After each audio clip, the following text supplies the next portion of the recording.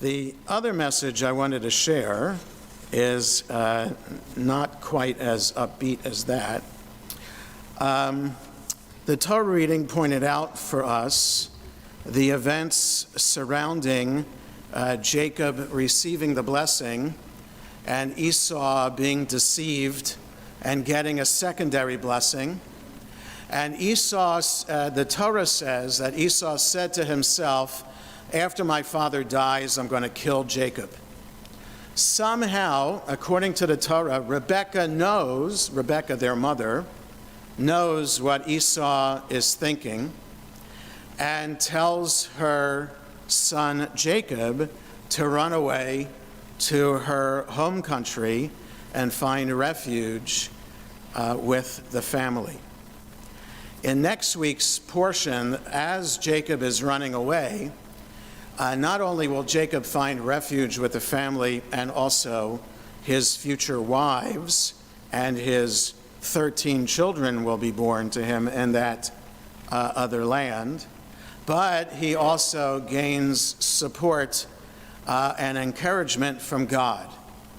Jacob has a dream of a ladder reaching from the ground to the heavens, with angels ascending and descending on it, and God speaking to Jacob, promising him that he is the next in line in the covenant, and he too will be a father of a great nation.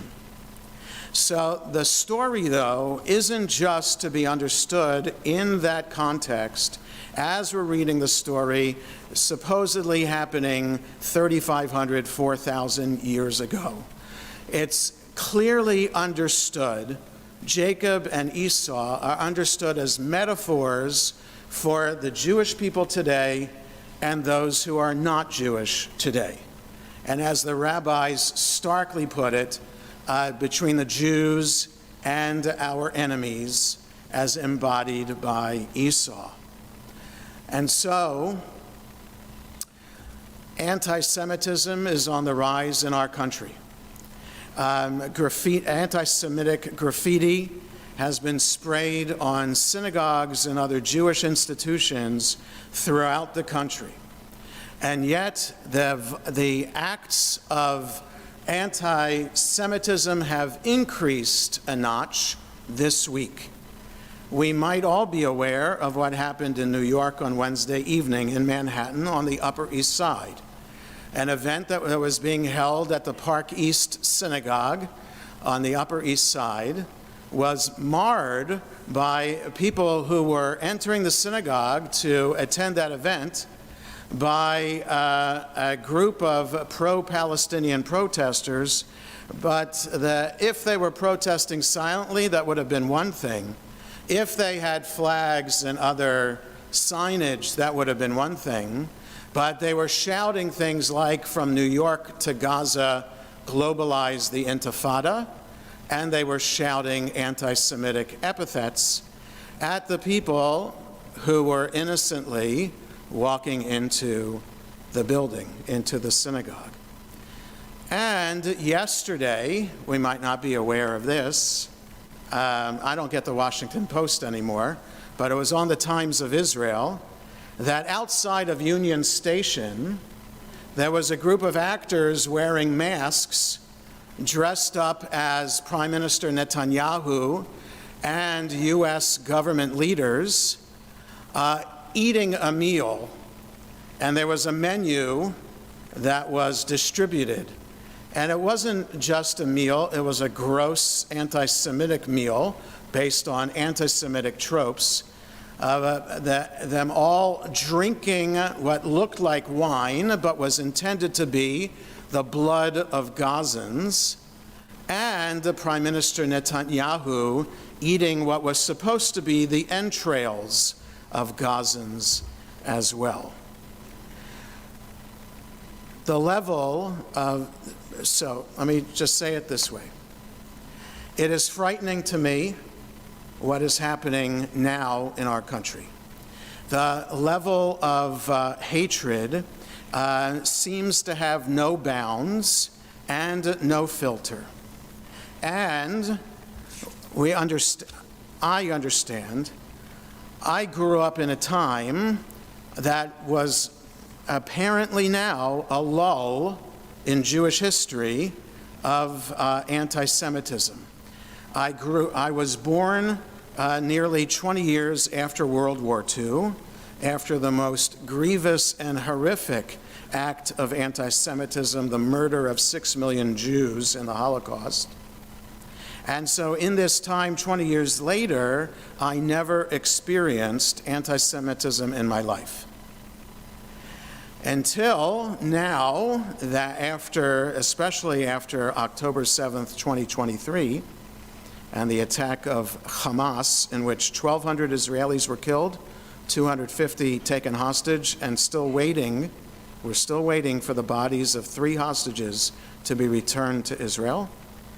So as a result of that war against Hamas, we have seen this rise in anti-Semitism to a level, again, speaking personally, to a level I've never seen it before, but for some of us, it's old hat. And that is the tragedy of Jewish history, that there could be lulls in which we can almost take for granted that we can live safely and freely no matter where we're living. But we have to be students of Jewish history to understand that tragically that's only going to be a lull. So the question is, what are we going to do about it? Do we just sit back and let it happen and let somebody else stop it? Or are we going to do something about it ourselves to take matters into our own hand? So I'm proud to say that I'm the rabbi of Sharei Tefillah congregation, where 40 years ago, more than 40 years ago, anti-Semitic graffiti was sprayed on our building on Lockwood Drive, and we didn't just sit back as a congregation. We brought the person who was found to have sprayed that graffiti to court, and we took it all the way to the Supreme Court, so that the case Cobb versus Sharei Tefillah became the precedent for hate crime legislation in our country.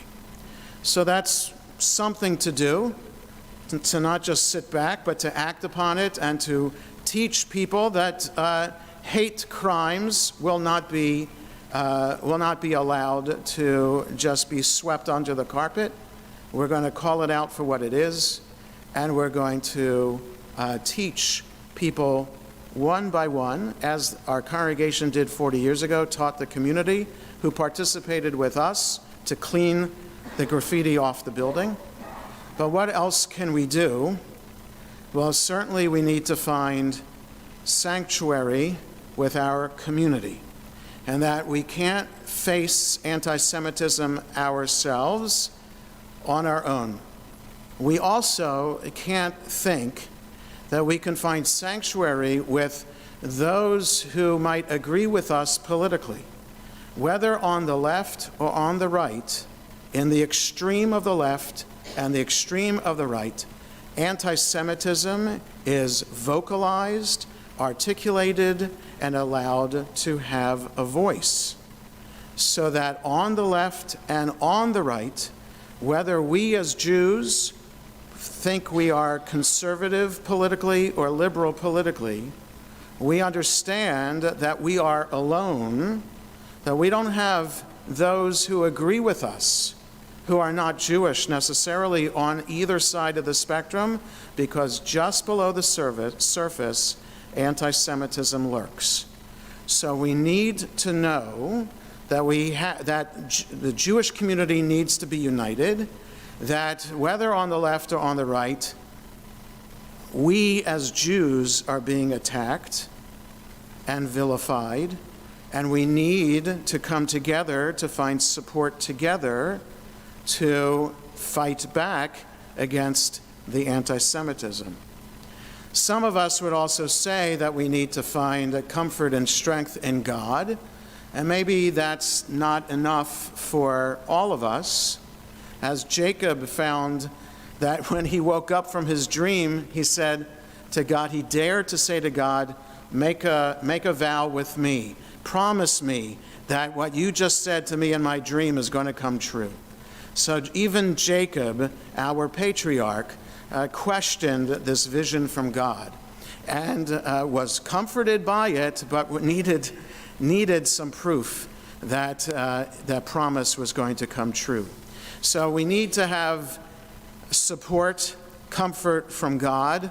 We need to find support in our community, and as we come together, we need to find the leadership that will be able to stand up to the hatred that is rampant on social media, the hatred that is rampant in other sources and other resources that are out there. We need to find leadership who will stand up and teach what Judaism has to stand for and what all people of ethical and moral values stand for, that we are all people to be treated equally. Doesn't matter what religion we are, doesn't matter what color we are. We are all God's, we all have the spark of divinity in us. We all have the right to justice and equality. And hopefully the day will come soon when people will see beyond the hatred and see that there's a value to love instead. We continue with our service.